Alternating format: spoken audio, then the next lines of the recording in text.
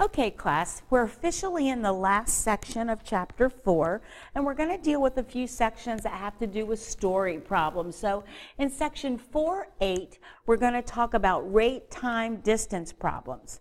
Now, the good news is we've been doing this in science already, and so here's our definition here. It says an object is in uniform motion when it moves without changing its speed or rate. Now, in the science classroom, we call that constant motion. Remember, constant means it doesn't change. So an object is in uniform motion when it moves without changing its speed or rate. We are going to use charts and sketches to help solve these three different types of problems when we're dealing with rate, time, distance problems. Now, our formula is familiar, okay? Our formula is distance equals rate times the time. Now, in science class, we use speed instead of rate, but you're going to distance equals rate times the time. And we've got three different scenarios going on. We've first got to decide if the motion is in opposite directions, the motion is in same direction, or if we're talking about the round trip. Now, you've got to read closely because your first objective when we're doing these story problems in Section 4.8 is to make sure we understand which way motion's going, because that's going to determine what we're going to do with the values in our chart. So we're going to look at one example from each of the different scenarios. So let's look first at what we did back in science class. Now, here's our examples. We know that distance equals rate times the time. That's our formula. So let's look at the motorcycle. And the question says, what is the distance traveled in 6 hours at 60 kilometers per hour? Well, we're solving for distance. And so that means we're using our formula as is. Distance equals rate times the time. So which one of those numbers is my rate? That's right, it's 60 kilometers per hour. And we're going to multiply that by the time, which is 6 hours. So what's 60 times 6? 360. Now let's look at our units. What's going to happen with our units? Did you notice hours is going to cancel out? And so the unit that remains is kilometers. So we've got 360 kilometers. Now let's look at the ship. If I look at the ship, it says, what is the average rate of speed? So we're looking for average rate if 270 kilometers are traveled in 10 hours. Well, here's our formula. Distance equals rate times the time. And remember, they want me to find average rate. So if I need to get rate by itself, how do I get rid of t?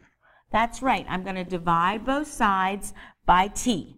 So which one of those numbers is my distance number? Yeah, 270 kilometers. Which one of those numbers is my time number? Yeah, 10 hours. So what's 270 divided by 10? We've got 27. Now, let's look at our units. Did you notice nothing cancels out? So they come along, and it's going to be kilometers per hour. Now, let's look at the race car. That's our last scenario. And so it says, how long does it take to travel 288 kilometers at an average rate of 72 kilometers per hour? So we're looking for how long. Well, how long means we're trying to figure out the time. So distance equals rate times the time. We need to get t alone, okay, like we learned in last section. And so that means I'm going to divide both sides by r. So time equals distance over rate. Well, let's look in there. Which one of those numbers is my distance number? Well, that's 288 kilometers. Which one of those numbers is my rate number? 72 kilometers per hour. Now, 288 divided by 72, that's it, 4. And then our units, kilometers, are going to cancel out, and we're left with hours.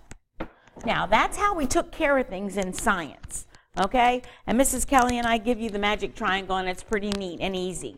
But it's a little bit different when we're in the math classroom. So let's look here at our first scenario. We're going to look at what do we do, how do we solve a motion problem, rate times distance problem, if motion is in opposite directions. It says Mary Beth and Michael leave school traveling in opposite directions.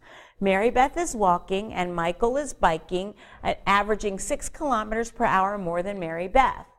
If they are 18 kilometers apart after 1.5 hours, what is the rate of speed of each? So first thing we've got to figure out, what direction is motion? Well, this one's pretty easy because it comes right out and tells us. It tells us they're traveling in opposite directions. So that's the first thing I need to know. I need to figure out what direction are they going in. They're going in opposite direction. Second thing I need to know, what are we solving for? Well, we're solving for rate or speed. Now, here's our chart. And our chart looks the same every time because it's rate times distance equals time. So we're going to have a rate column, a time column, and a distance column. Now, if I go back and read the question, what is the rate of the speed of each? Well, the rate is what I'm looking for, so that's going to be the column that has variables in it. So it says Mary Beth is walking and Michael is biking, averaging 6 kilometers more than Mary Beth. Well, we're kind of back to chapter 1. All right, remember when we talked about how the last shall be first? So Mary Beth has to be R. Very good. Mary Beth is R. What do we know about Michael's rate? Michael is biking, averaging what? 6 kilometers more than Mary Beth. So Michael's going to be R plus 6. What time is involved? Well, it says that they're 18 kilometers apart after an hour and a half. So this is going to be 1.5 and 1.5. Now, we figured out the rate, we figured out the time. To get the totals over here on the end, remember we multiply across. Rate times the time, that's going to give me 1.5 R for Mary Beth. When I multiply the rate times the time for Michael, we've got 1.5 times R plus 6. Now, I'm going to go ahead and go to the next slide because it's got the chart filled in. Okay, so here's what's going on. Because we are going in opposite directions, okay, we're going in opposite directions, we've got to realize for me to figure out how to do the math for opposite directions, we always add. Now, here's why we add. Because together, they covered a distance of how much? Yeah, together they covered a distance of 18 kilometers in that space of an hour and a half. Okay, so our equation then, when we're looking at motion in opposite directions, we're going to realize, oh, I'm always going to add when I'm finding motion in opposite directions. So we're going to take Mary Beth, which is 1.5 R, plus Michael, which is 1.5 times R plus 6. And then what was the total distance they covered in that hour and a half? Yeah, it was 18. So that's my equation. So when I'm solving for motion in opposite directions, that's when we add the first person plus the second person is going to give us the total distance together. So let's go ahead and finish solving this equation. What do we do next? That's right, we're going to take care of that distributive property. 1.5 times R is 1.5 R. What's 1.5 times 6? Yep, that's 9 equals 18. What's 1.5 R plus 1.5 R when I collect like terms? 3R plus 9 equals 18. Who's my floater? Who do we have to get rid of? Yeah, we're going to subtract 9 from both sides. So 3R equals 9. So what does R equal? R equals 3. Now, just like when we did story problems before, okay, now that we found R, let's make sure we go back and answer the question. And the question said, what is the speed of each? So when we found R, whose speed did we find? Yeah, we found Mary Beth. So we would say Mary Beth's speed is R, which is 3 kilometers per hour. So if Mary Beth is R, what is Michael? Well, what was Michael's rate? R plus 6. So 3 plus 6 is 9 kilometers per hour. And because we're doing a story problem, what do you got to remember to do at the very end? Yes, show me a check. Now, here would be the easiest way to do that. 1.5 times r, which was 3, plus 1.5 times 9 equals 18. And I promise, if you go through and check, it will work. Okay? So if we read the problem carefully and realize that our motion is in opposite directions, we're going to add, and it's going to equal some distance together. Nice job. Now let's go ahead and let's look at scenario number 2. Scenario number 2, motion in the same direction. Now I've already said a very important word, okay? When we were back in chapters 1 and 2, we were doing story problems and something was the same. Do you remember what we did? Hold on to that thought. So here's my story problem. It says Carla begins biking south at 20 kilometers per hour at noon. Dean leaves from the same point 15 meters later to catch up with her. If Dean bikes at 24 kilometers per hour, how long will it take him to catch up with Carla? Okay, so direction. We got to realize my direction is going in the same direction. Okay, and the reason I know it's the same direction because Dean's got to catch up to her. Okay, so I know it's got to be same direction. Now, if I look there, so we're looking for how long. Did you see that? It says how long. So if how long means we're trying to figure out the time, and it says of him, so we're trying to find Dean's time. So number 1, we figured out motion is in the same direction, and we're trying to figure out time. So that means that I'm going to have variables in my T column, my time column. So variables are going to be in there. So now since we're looking for Dean's time, I'm going to make Dean T. If I make Dean's time T, when I get done solving the equation and I solve for T, I'm finished. I've found Dean's time. All right, now, it says that Carla left 15 minutes later. No, Dean left 15 minutes later. I'm sorry. Dean leaves from the same point 15 minutes later to catch up with her. Now, the problem is it's in 15 minutes. And whenever we're doing these problems in math class, time is always in hours. So we've got to figure out what fraction of an hour is 15 minutes. Well, 15 minutes over 60 minutes, if I reduce that fraction, we get 1/4. Now remember, Dean left 15 minutes later, so that means Carla got a head start. So we're going to make Carla T plus 1/4. She got a head start. Okay, she biked at 20 kilometers per hour, so I'm going to go ahead and fill that in for my rate. Okay, and then Dean was at 24 kilometers per hour. Now again, to find the totals at the end, we multiply across. Rate times the time, that's going to give me 20 times T plus 1/4. Okay, and then for Dean, 20 rate times the time is 24T. Now, I'm going to go to the next slide, and here it is. Everything's filled in. So Carla's rate is 20 times the time, and I went ahead and took care of my distributed property and got 20T plus 5, and then 24 times T is 24T. Now, go back to that word. If it says something is the same, how did we solve those? That's right, they traveled, okay? They traveled the same, so that means that Carla's distance is going to equal Dean's distance.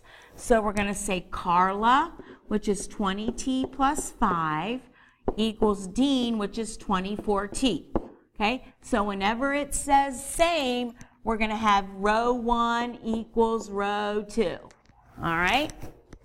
So now let's solve the equation. We've got we're going to subtract 20T from both sides. And so that means I've got 5 equals 4T. That's right, that T is attached to 4, so we're going to divide both sides by 4. So T equals 5/4 hours. Okay? T equals 5/4 hours. Now it says, how long did it take him to catch up with Carla? So it took him 5/4 hours. You could say, I would take 5/4 hours. You could say 1 1/4 hours. Or if you were really technical, you could tell me 1 hour and 15 minutes. Either one of those answers is acceptable to me. Okay, but big picture item here, if I can read that story problem and realize that they're going in the same direction, usually they're going in the same direction but different rates. Somebody's going to get a head start, then row 1 equals row 2. Now, last scenario we need to look at. Last scenario has to do with round trip. So here's what it says. Mark drove his car to the parking garage at 48 kilometers per hour and then walked back home at 8 kilometers per hour. The drive took 10 minutes less than the walk home. How far did Mark walk and for how long? So we're looking for how far did he walk, okay, and how long. So we're actually solving two different things. But the thing that's in our chart is rate or time. So we're going to have variables in the time position. Now, when I look there, we've got to figure out when he went to the garage, Mark drove to the garage. So I kind of put a D here by to garage to show that he was driving. And then he walked back home. So I put walk from the garage just so I know when was driving and when was walking. So we're trying to find the time when he walked. So guess what? If I'm trying to find the time when he walked, I'm going to make that T, because remember, if we're talking about Mark from the garage, he's walking, so that's what I'm going to make T. But what's going to happen about the time for the garage? Here's what it says. The time took 10 minutes less than the walk home. Oh, now we got 10 minutes. Remember, I got to change that 10 minutes to a fraction of an hour. So 10 minutes over 60 minutes in an hour, that fraction is going to reduce to 1/6. Okay? And it says the drive took 10 minutes less than the walk. So this is going to be T minus 1/6.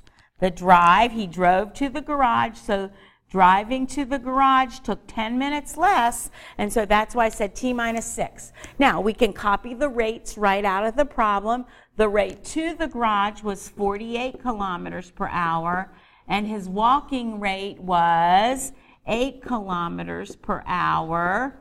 And remember, to find the distance, we always just multiply across the row. So we've got 48 times T minus 1/6. And we've got 8 times T on the bottom. Okay, I'm going to go to the next slide because everything's filled in. So, what does my equation have to be? Now, let's figure out what we're going to do if it's round trip. What does round trip mean? If you buy a round trip ticket, what does that mean? Yeah, you bought a ticket to go here to there and then there and back.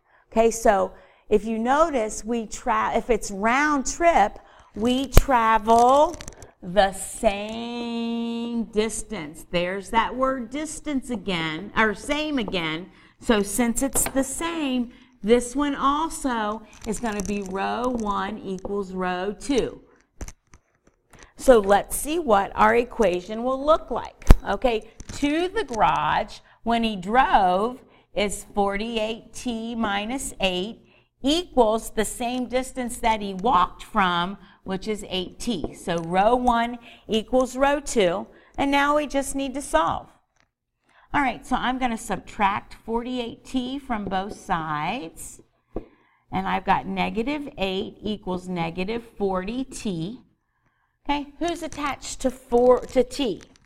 40 is, so we're going to divide both sides by 40. Now, did you notice our answer is going to be a fraction? Well, negative divided by a negative is a positive, okay? And so what does that fraction reduce to? Yeah, that's going to reduce to 1/5. So when we found T, we just found how long it took Mark, okay? So for how long, well, we saw T equals 1/5 hour. It took him 1/5 of an hour, okay, to walk back home. But for how far, we're trying to figure out how far that Mark walked back home. Well, remember, that was 8T when we look at our chart. So we've got 8t, which means 8 over 1, times t, which we saw was 1/5. So that's going to give me 8/5 kilometers. Okay? Or you could say 1 3/5 kilometers, but that's how long and how far. So, recap. First thing you got to figure out, what type of motion. If we're going in the same direction or we're doing a round trip, one row equals the other row. If we realize the motion is in opposite directions, it's going to be row 1 plus row 2 equals sum total distance traveled in the problem. So you may start your homework. Good luck.